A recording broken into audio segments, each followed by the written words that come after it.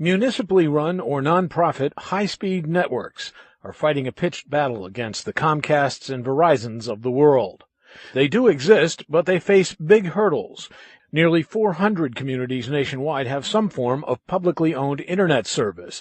In New York, residents of Ontario County in the Finger Lakes region benefit from it.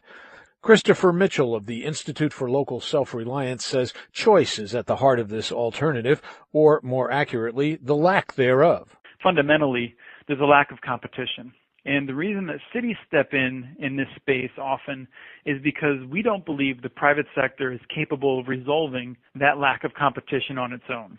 Some cities and local governments have had difficulty keeping the community internet provider mode afloat. Libertarians and conservatives tend to oppose it as something government shouldn't be involved in. Yet there are success stories such as Chattanooga, Tennessee, where citizens access a city-owned fiber optic network for less than $70 a month. Ryan Radia is with the Competitive Enterprise Institute, D.C.-based limited government advocates. He cites Pew Research statistics to claim 1 in 4 Americans don't have broadband at home because they don't want it. A non-trivial portion of Americans, especially in some of the cities where we see these networks, don't value broadband. And I am troubled by the idea of the government providing it. Mitchell says community broadband networks are important because they go up against a handful of companies with a stranglehold on the business.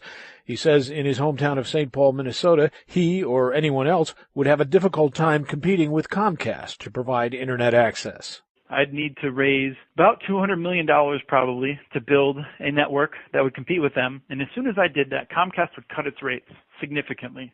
And people, being very price sensitive then, would decide not to go with my new, faster, better service. He says community networks are often demonized by the big cable and telephone companies for failing when they don't create profits in the first 3 years.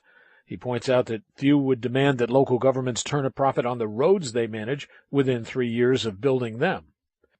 I'm Mark Shearer, New York News Connection.